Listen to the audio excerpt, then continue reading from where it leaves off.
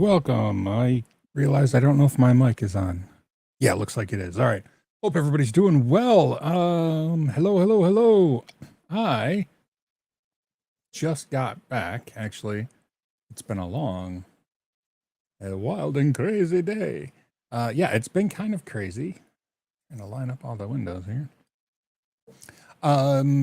Because I had to go out to the farm and hook up security cameras and figure out networking. I had stripped everything out of the farm. There were still some cameras like hanging in a couple spots that weren't connected to anything. But we had people stop out at the farm and like go inside the barn and maybe inside the house, and they left trash around, and it's just creepy. So the realtor showed the house and said, has somebody been out there? Because like there's kind of garbage around, and it looks like somebody was eating a sandwich in the barn. And yeah, it's not great. So I went out yesterday and today. We didn't even have locks on any of the doors, which I know that's our bad, right? For obviously people are going to go in. Well, not obviously, it's in the middle of nowhere. But I mean, it's definitely possible for people to go in if the doors aren't locked. But the thing is, the doors, I have quick set smart locks with like the touchpad like numbers, and it used to be connected to the smart home stuff that I had out there. And actually, it was Samsung Smart Things. That was before I was using Home Assistant. So, but that was out there, and they're all connected and stuff. But all that's gone. I mean, there was no network at all anymore. So the locks, the batteries died, and somehow along the way, when I wasn't going out there regularly, even the battery compartment that like holds the AA batteries got lost. So I couldn't even like put them in the door. And then I ordered another one, got it, put it in, but then the door locks have to all be reprogrammed. Apparently they forget their stuff after a little while. So anyway, it was a big, long thing.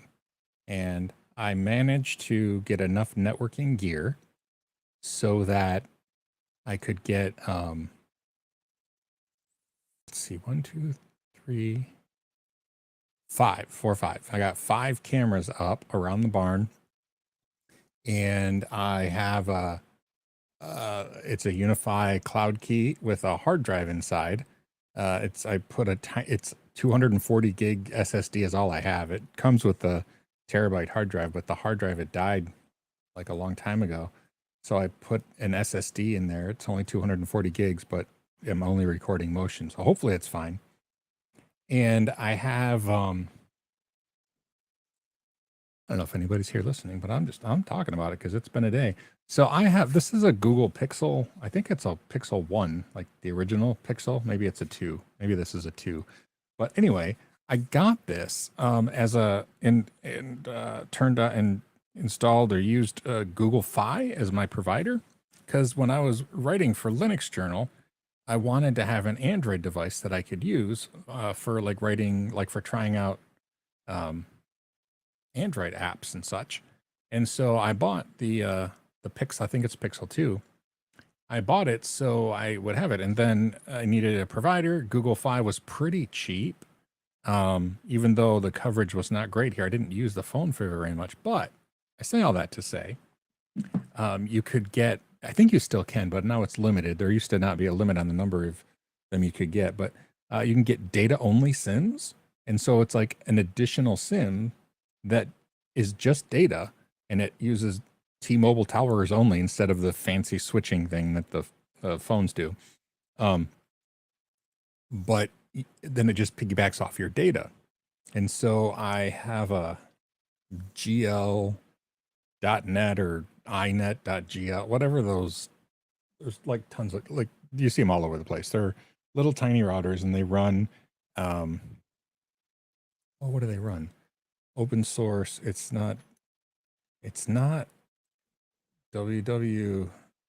It's open DRT, I don't know, OpenRT, whatever the router thing, the open source routing software. Anyway, it runs that, and it takes a SIM card. So I pop the SIM in there, and it's working. Now the issue is, I have internet access out there, but I have to pay $10 a gigabyte, and a gigabyte is not a lot of data. So thankfully, everything is stored locally. It doesn't archive anything to the cloud. It doesn't do anything internet related except to notify me. So it sends out a notification if it senses motion. And then if I go to the actual controller, like I can stream data, and it just uses up Google Fi data. So you wanna, I don't know if anybody is here for real, but you want to see? Let's I'll show you if you want. Pop it on the screen. Second. Oh, is anybody? Oh, samples and tests. Hello, I'm glad. Anybody here an X-Force book series fan? The Expeditionary Force. It's by Craig Alanson. He yeah, I don't know. It's a great series. I love it a lot. And one of the main characters is an ancient AI, and his containment unit or whatever looks like a beer can. And so they just got some merch. The beer can, or the AI's name is Skippy, and he just looks like a beer can. And so I got this koozie. It says totally not Skippy. It's delicious beer. So anyway, it arrived in the mail, so I'm wearing it. But nonetheless, I'll show you I sidetracked there because I was taking a drink and realized that I had the cool koozie on my can. Let's see. I think this. Yeah. Okay. So I don't know how well you can see it. It's kind of small. Maybe I can I embiggen it? There. All right. So I have the 5 cameras, and like I said, they're all installed. I had a couple switches, and so I just installed switches, but also at the farm here, let me pop up the images. No, of course, yeah, this is going to be using some bandwidth, but that's okay. The barn, which, so this image right here, this is actually inside the barn. And that's where like there was sandwich stuff. I don't know what was going on, like who was in there. But anyway, this is inside the barn. And on this table, there was like sandwich stuff and some like food garbage and all that. And so that's why I got the lock on the barn today, and then the lock on the house is working. This is just a little bit of show and tell if you want. If you have been following me for a while, this is the front porch area of the old farmhouse, and right against the wall, I don't know if you can see my mouse moving. Yeah. This is cement board that I put up there, and then the battery backup, or the inverter / battery charger / solar inverter thing. I never hooked solar up to it. Pardon me, but was mounted to the wall. And then on the floor here is where the 4-post server rack was. And you can see up at the top, that's where the old access point was. And literally dangling out of the wall, that's the fiber optic cable that used to feed the internet there. And anyway, if you look along the top, there's like well, you can actually see on the right-hand side, it's looped down here. I had to encase the fiber in metal conduit because it kept getting bitten in half by squirrels. But anyway, this is inside.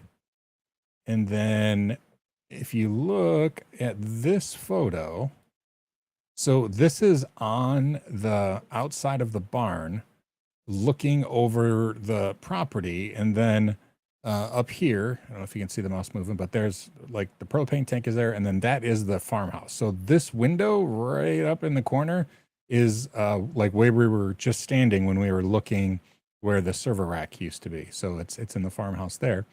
And of course there's the garage and granary. But I point all this out to say there's no connection from the farmhouse out to the barn. And so I had to use, I have a pair of 5 gigahertz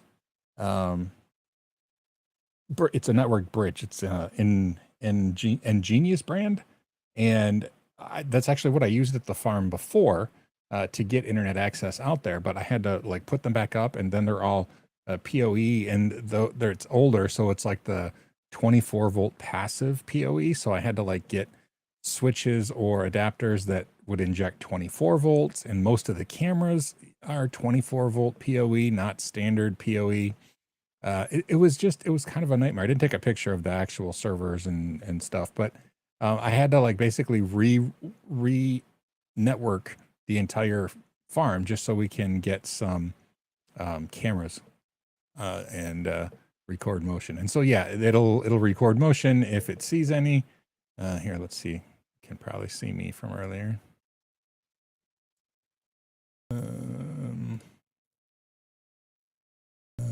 So this is out the front door, going down the driveway as you're leaving.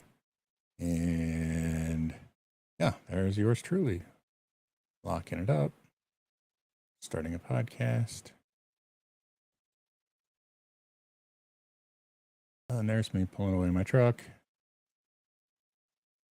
And yeah, you can see I was up at the barn and I was putting a lock on the door there. And so, yeah, anyway, got all this working, and it does seem to work remotely. There's enough access from T-Mobile that I'm able to, look at the camera and get notifications. The only thing I'm concerned about, I think is it's been out there for 1 day, and screen. There.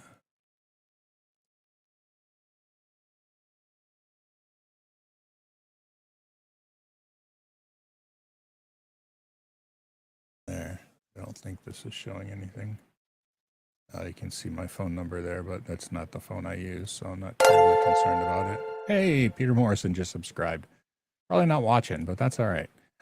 Anyway, yeah, it is a Pixel 2, it looks like. So the MiFi has used 0.5 gigabyte in 1 day, and that concerns me because that means $5 a day. Now, it says data's free after 6, so I'll have to pay. So in 12 days, I'll have to pay $60, and then it'll be free until 15 gigs, but it resets in 10 days anyway. So yeah, 10 days. So I'll probably have to pay $50 or $60 for the coverage. What I want to do, hold on, let's see this. Tordelius, thank you. I appreciate you. I appreciate that a lot. Samples and tests. It's interesting that they still sell devices with both types of PoE.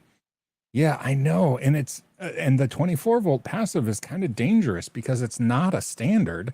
And so if you enable 24-volt passive on your switch, like if your switch actually supports it, you can damage devices. And it sounds like maybe you did, which is very frustrating. So anyway, but yeah, that concerns me. What I wanted to do, I'll show, it's only going to show the tab again. So I'm going to have to.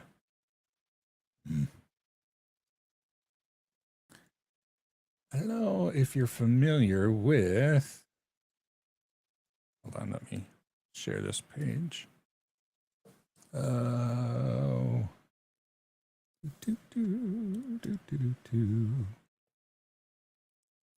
Share tab, screen, share.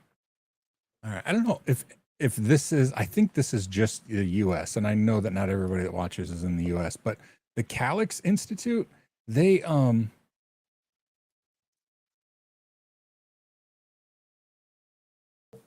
if you're a member, you can get a 5G router or mobile hotspot that has Ethernet, and it has unlimited, like truly unlimited bandwidth. The problem is you have to pay up front for a whole year plus the device. So it's $750. And then every year it's $500 to renew. So it's like $42 a month for unlimited T-Mobile coverage in the US, which is not bad at all, especially since getting unlimited coverage is difficult, but it's just that upfront cost. So unfortunately, I'm probably just going to be paying Google Fi money until our farm sells, unless I figure out a crafty way to get $750. Because yeah, it's a lot, but it's kind of cool. The device is this middle one. I mean, there's several options, but I wouldn't want anything but the middle one. You can get a 4G hotspot, and it's $500 the first year, $400 after that. But the 5G hotspot that you can use plugged in all the time, and it has Ethernet, and again 5G speeds. It's $700 for the first year and $500 thereafter. So it's just yeah. But that's what I will eventually do. I did have them before, and the coverage here at the house is bad. But that was in the middle of the Sprint T-Mobile merger. So, oh, sorry, I missed stuff again. Mason, oh, sorry about the time change. Yeah, hi Mason. Sorry if you're already gone. Next week goes back to 8 p.m. Okay, yeah. If you guys switch, I mean, we switched already, so unfortunately. Also, I saw a message from you, Mason. I'm going to read this to myself, but.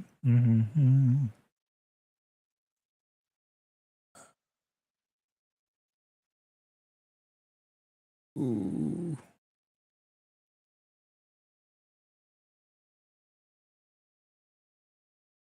Oh, Mason, if you're still there, I'll follow up with you about database stuff. Cause yeah, that's definitely doable. I don't know if it's doable. I don't know that I've ever done it with PHP admin. I assume though, you can dump it at least. Automating it would be difficult with my PHP admin. I don't know. We should talk though here, and you might be gone, so I'm gonna message this. Just read this on the live stream, not out loud, and I'll follow up for more details. Yeah, I love doing nerdy stuff. In fact, we're at the bookstore where my wife works. Oh, here, sorry, there's like a advertisement for Calyx Institute, but they are really cool. So,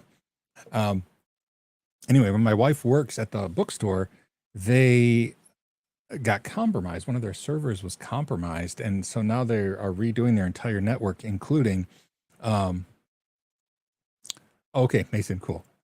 All right, we'll see you. I'll see you later. And yeah, it's very doable what you're talking about. So, but anyway, they're redoing their whole network, and they called me in and asked me for help, which I was very grateful for, because it frustrates me when people get recommended random things that may or may not be fine, and then they install it, and then they're frustrated. So they asked me, like, what do you think we should get? Because they had gotten a FortiGate firewall, and the factory reset bricked the device. It wouldn't come back, and so they're like, we'll just return this and then let us know what you think we should buy. And so I sent them a whole bunch of links to UniFi stuff. UniFi stuff is not perfect. I have had issues, especially when it comes to Wi-Fi, but I quoted them a whole bunch of UniFi stuff, and I didn't know if anybody uses UniFi stuff. I mean, they come out with new products all the time, but there's the new cloud of Cloud Gateway, I think they call them, and like the Cloud Gateway Max is pretty stinking cool. It is. It has the USG, or like the router built in. Plus, it's also a controller which will control the Protect cameras and the network equipment, and it has some like LAN ports on the back. Hey, Jake, it's good to see you. So anyway, it was pretty cool for me to like see the new products, and I got to recommend that along with like a bunch of cameras, and I get to install that. But it's funny that I had to actually go and install a whole bunch of stuff at my farm right away using UniFi stuff. I mean, everything out there is UniFi except for the router. So anyway, I'm excited I get to help them with that.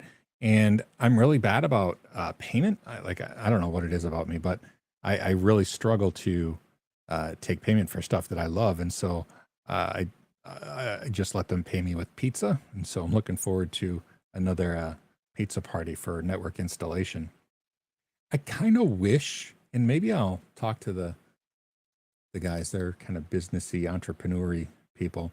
I really like the idea of coming up with some sort of community-based,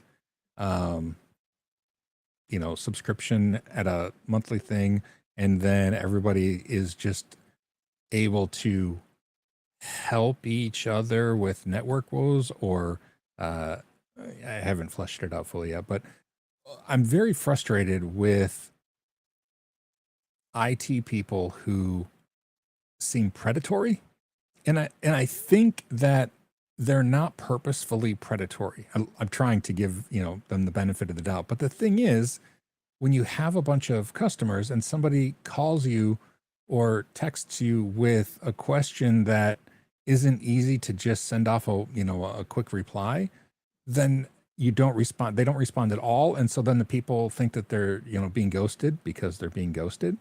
And everybody I know is frustrated with their IT guy. And so I just feel like there's got to be a better way to do that, especially in a community like this where it's kind of small, but there's a lot of businesses because it's a tourist place. So anyway, I'm trying to figure out how I can make our little town a better place to do IT stuff.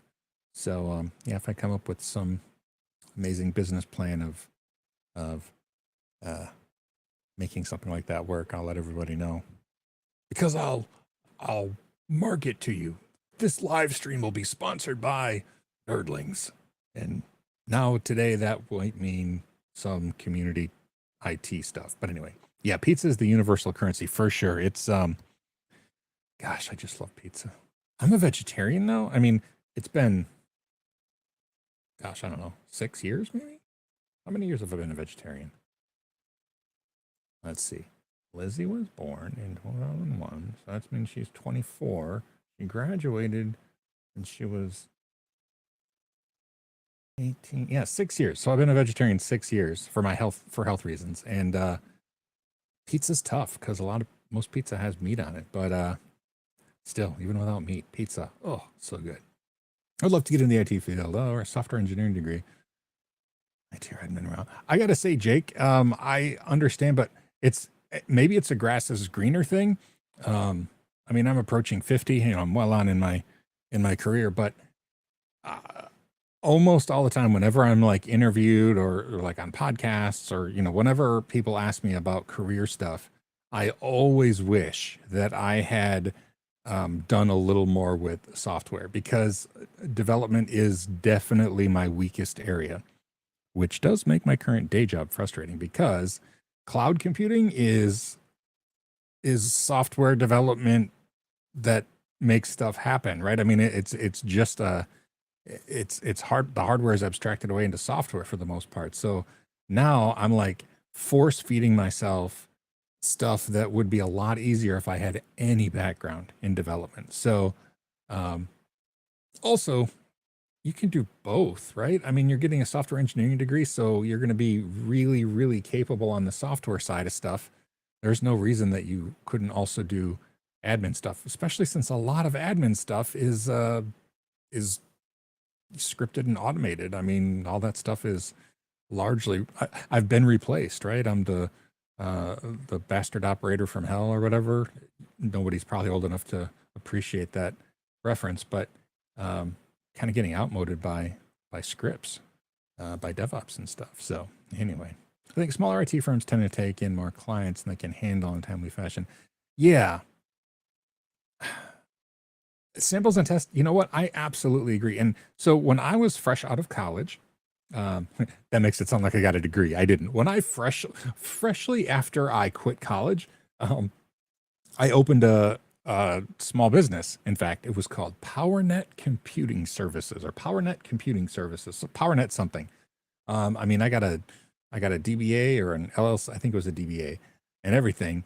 And the most difficult, I had two real struggles. One, charging enough money. I had a real estate agent as a client, and he pulled me into his office and said, "Sean, you have to charge twice what you're charging, because I know how amazing you are, and nobody's going to take you seriously unless you charge more. And that was a real interesting meeting to have.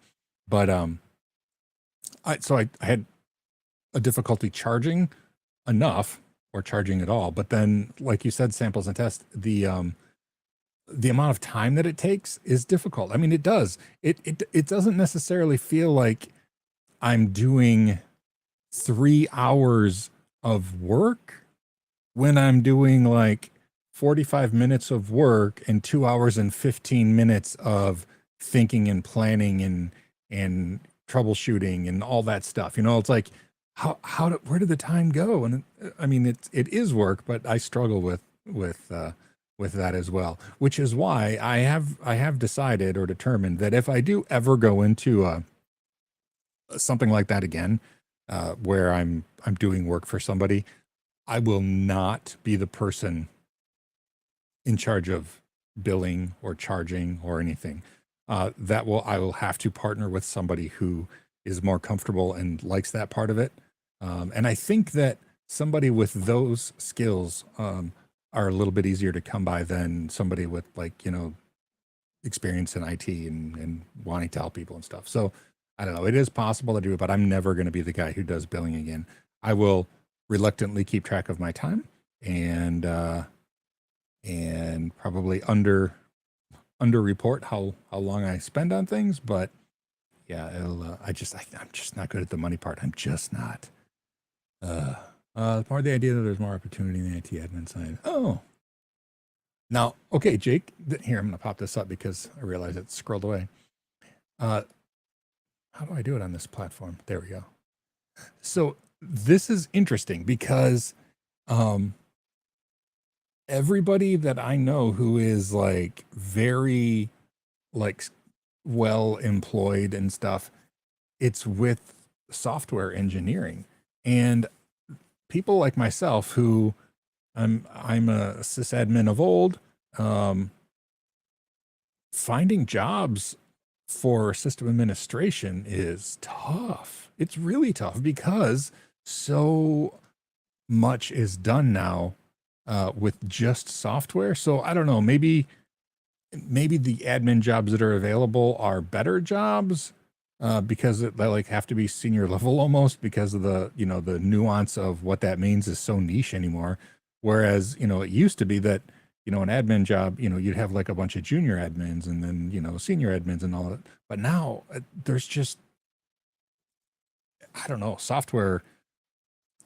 I have yet to hear any, you're the first person I've heard that is concerned about being pigeonholed because of their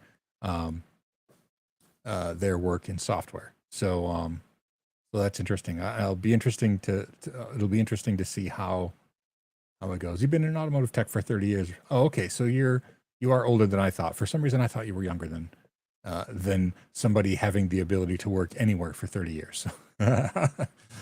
Changing careers no matter what it is. Yes. And oh my gosh, do I ever relate to that? I got moved to full-time sys administrator after being a trainer for years, and it was great and it was glorious. And then I lost my job and I was terrified.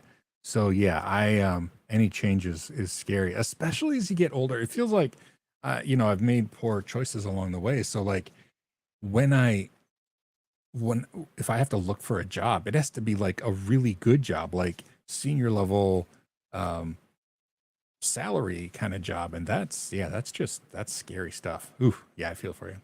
Lewis. Oh, well, I should comment then. Lewis can't see. Wait, how do I?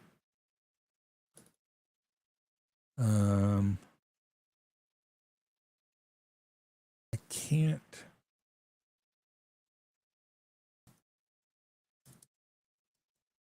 Apparently, I can't comment anymore. I can't write comments.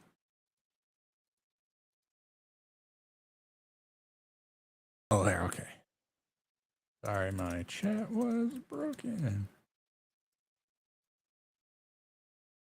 It's broken again.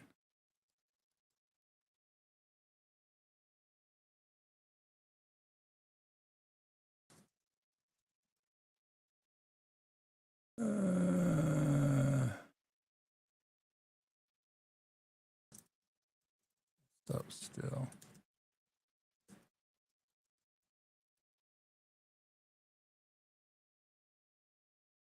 Friends in and Republic.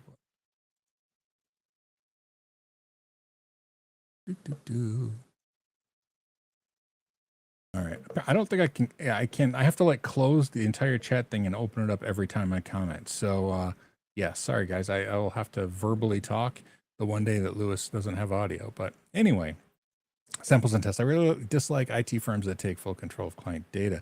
Yes. In this is big or small. It's very, very frustrating. One of the it's client. I was supposed to charge them and I still never did.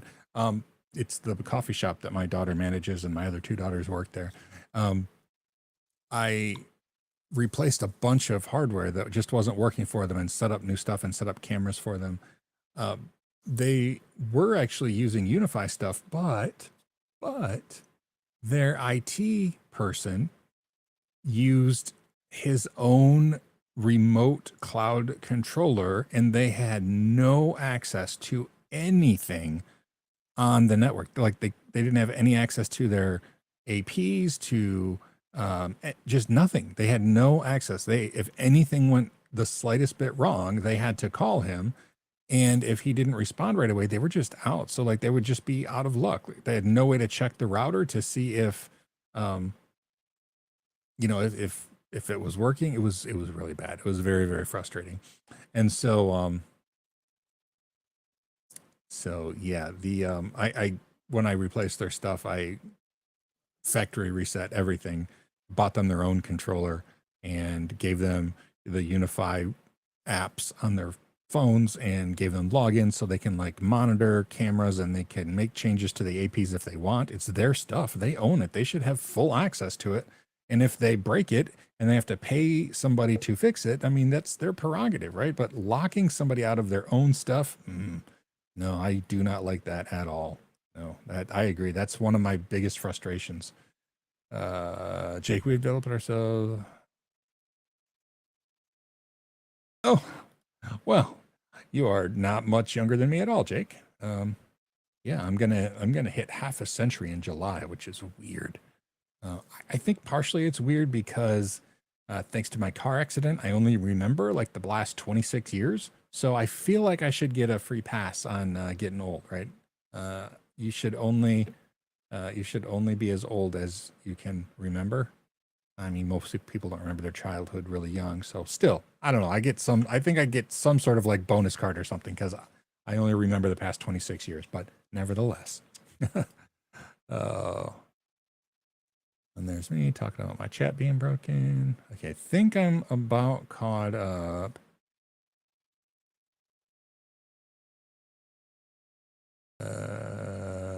Samples and tests. Yeah. Samples and tests. Yeah. I know. And that's just another payment thing. I'm going to go back to Restream because it just works. It's spendy, but it works really nice. Right now I'm using Streamlabs, Talk Studio, and it does okay for everything, but not chat. Chat just stinks.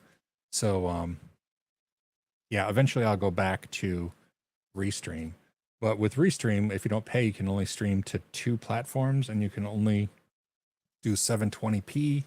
And there's a lot of limitations. So I need I don't need the super pro version, but I need like the, whatever the first tier of paid stuff is, I think is what I need. So anyway, eventually I'll go back to it. So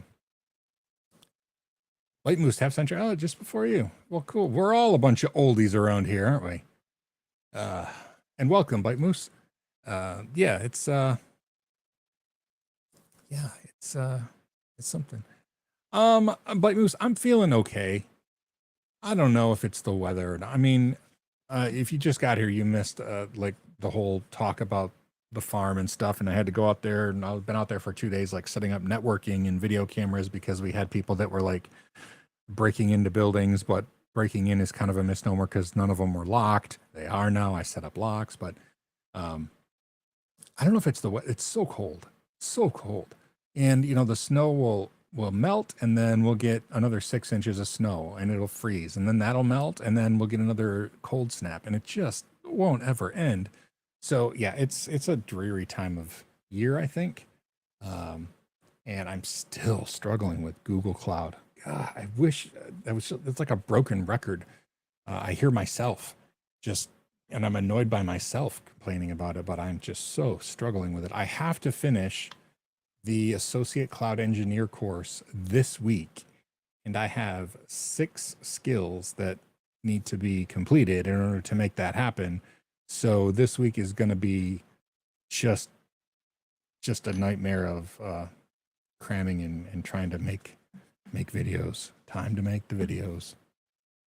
No, you're all old, so now if I were to say time to make the donuts, you'd actually know what I was talking about. So I have to remember that I'm not. It's not like I'm talking to my kids. Y'all have been around longer than my kids. So yeah, and then I'm starting. So Jake, if you're still here, after the Google ACE course that I'm teaching now for CBT Nuggets, the next one I have to do is Google Cloud Developer Professional or something. Do I have a browser window somewhere I can? This is one of the most dangerous pieces. Stop. How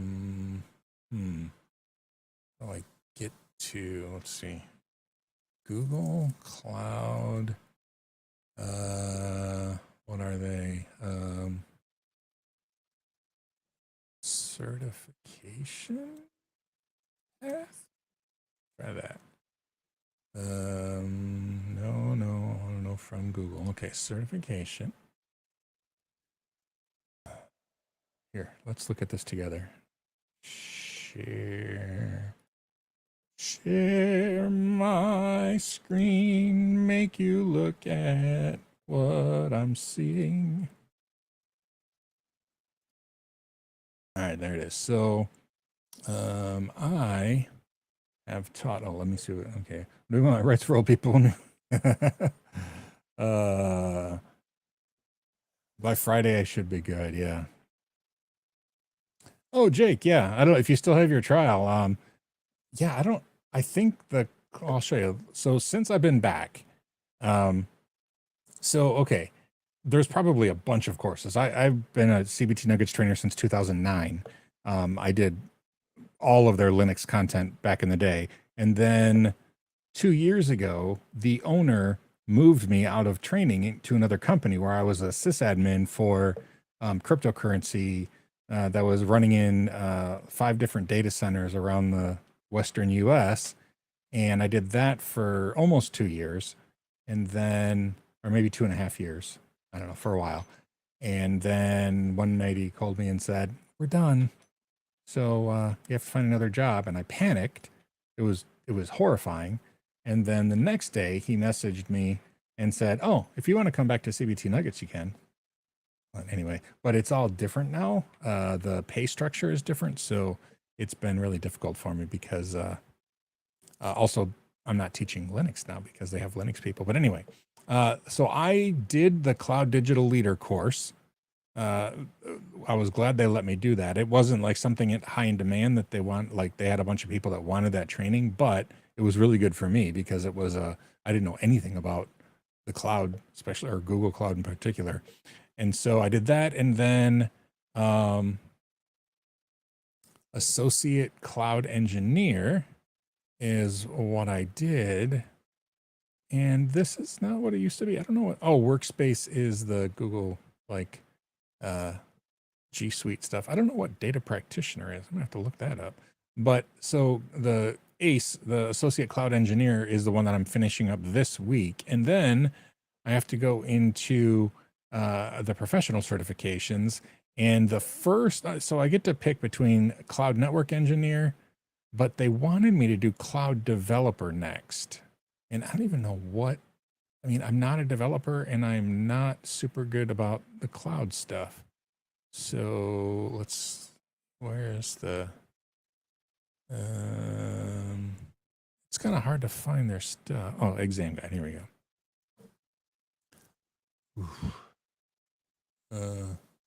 Oh, it's not a whole lot of material, but a lot of bullet points here. Design high-performing applications and APIs. What? I don't know how to do that. Choosing an appropriate platform based on use case and requirements, Compute Engine, GKE, Cloud Run, building, refactoring, deploying application containers to Cloud Run. I mean, I can do those things, but not designing applications and APIs. I don't even know what that means. Configuring load balance. I mean, I can kind of do some of this, but not as a developer. Designing secure applications. I don't know. So yeah, that's what I'm going to be doing next, and that terrifies me. So anyway, wish me luck there. I'm beyond terrified. Well, let me look at the networking stuff. Maybe I'll convince them to let me do that one. Let's look together. Cloud Network Engineer. Exam guide. Designing and planning a Google Cloud network. Okay. Network architecture, high availability, designing the DNS topology, filtration, hybrid connectivity. This doesn't sound fun to me. How is this my job? I just want to make Linux videos on YouTube, but I digress. I guess maybe to answer the question. Oh wait, did that not pop up for you? Were you guys not looking at that with me? Oh, well, that sucks. Here, I thought we were all looking at the same thing, and I'm all scrolling through a different tab, and you didn't even see it. I apologize. There, this is what I was looking at. This is the networking stuff.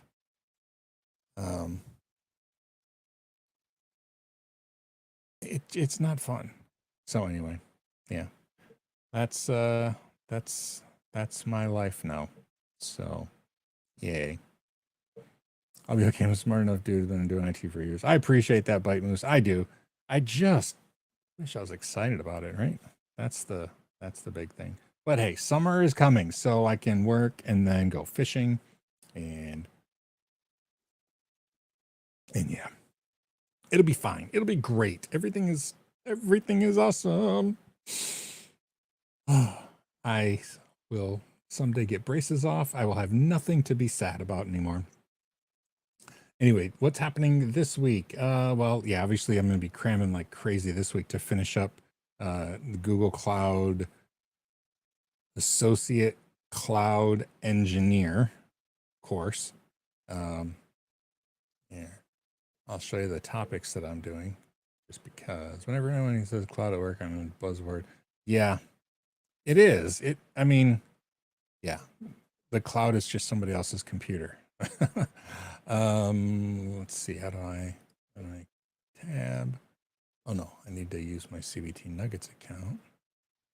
Be super sneaky here. Courses, the exam guide. Let's share this.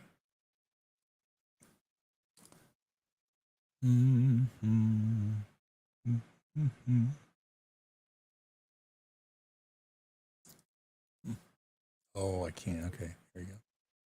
I'll see the cloud. Okay, y'all see this now, right? Yeah, it's there.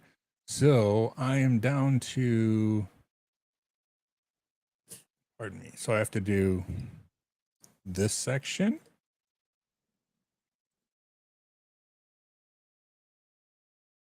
I have to do managing database solutions.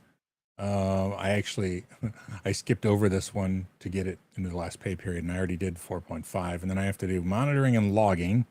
Just basically explain everything and show how to do it. It's not that bad. I'm getting used to doing the associate cloud engineering level stuff, and I'm just about over, because here's the last of it.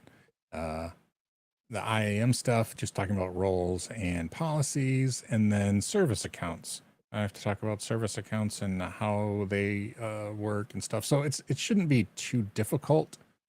Like the topic stuff that I have to cover shouldn't be too difficult, but it's still a lot. And I'm just terrified about starting the next one, because none of the next stuff looks even remotely fun. So anyway, wish me luck there. It'll be fine. I'm sure it'll be fine. Hold on. Let's see. Cloud equals networking. Yes, exactly. Black Steve 92. Hey, Sean, I want to make self-hosted in D&D server. D&D server. Well, I don't know what that is. I don't know what a D&D server. DNS? Or do you mean like Dungeons and Dragons server? I'm not being pedantic. I'm just not sure what you mean. As far as Dungeons and Dragons, is there software for that? Now I want to know what you're doing, man. Maybe I'll do it myself. So, but to answer the question of what Linux distro, it's a personal preference. Whatever you're familiar with, I generally use a Debian based system myself for a server, either Debian proper or Ubuntu server, which is Debian based. But that's just because that's my personal preference when it comes to Linux. A lot of people really like to use Red Hat based stuff. And so, I mean, you don't have to necessarily pay for Red Hat if you're not using, if you don't want to, that what comes with that. But you could do something like Rocky Linux or something to get the Red Hat environment. If you're more comfortable administering a Red Hat based system, then something like Rocky Linux would be my recommendation, or Alma Linux. I haven't looked at them in a while, but I'm pretty sure those two are still pretty up to date. But personally, I generally go with either Debian or Ubuntu server. I just really like it. And then depending, I mean, I've never installed, I don't even know what Foundry is, but D&D software sounds cool. If it's something that you can Dockerize, I really like to use Docker because it keeps the actual underlying host system much simpler. You're not worrying about dependencies and like, oh, but what if I have this? Can I also have that? If you can run it in Docker, it generally is just a lot more modular, easy to migrate. Yeah, I don't know. I've never heard of Foundry, but I would recommend, regardless of which style distribution you go with, see if it's something that works in Docker, just because it's just so nice to have everything self-contained. And then basically you just, like map a volume to your local computer storage for like config, and like if there's a database or, store whatever it stores. I mean, the Docker container will be configured for that sort of stuff. But yeah, that's, I'm excited. I'm going to probably, when we're done, I'm going to look to see what that is. My daughter is so big into D&D. I mean, she's a DM for like one group, and then she has like another regular group that she's been meeting with for years that do campaigns. And she just went to Canada a couple of weeks ago to like an interactive live D&D thing. It wasn't LARPing. It was some live D&D thing, which was cool. So anyway, something stable rolling for servers work, but stable for that is almost always better. Yes, Jake is absolutely right. And especially if, and I mean, that's another nice thing too. If you do it in like a Dockerized container, even if you're not using a rolling distribution, like, so Debian, you can just roll upgrades. You can upgrade Ubuntu server. And I've done it quite a few times, like from LTS version to LTS version, but it always worries me and it always feels dirty. Like there's crud left over from a version upgrade. But the nice thing is, if you use Docker, then you can easily copy your Docker stuff to a fresh computer, and it'll just run because, as far as it knows, nothing changed. So, anyway, virtual tabletop for playing D&D over the web. All right, I'm gonna have to look into that, to be quite honest. Oh, this is software he's talking about. Thank you, I appreciate that. Samples and tests. Very cool. Gosh, I love Docker. Bite Moose. I don't know why that didn't show up on my chat thing. I got to be honest. The chat is really messed up. Oh, now it finally showed up on my chat thing. I just love Docker so much. I cannot explain how much I use it. I was hesitant to switch to use Docker Compose, but I have gotten to the point where now Docker Compose is by far the way I prefer to use Docker. because if you have like multiple containers that need to work together, it's nice to have everything in one, one configuration file. If you look on my YouTube channel, I have like there's a video that I would always start and stop my Docker containers using systemd service files. But now I start and stop my containers using systemd service files, but those service files will do Docker Compose up, Docker Compose down. It's really nice. I really, really like using Docker Compose these days. Oh, Jake, yes. I was very hesitant. I know we're almost out of time, but I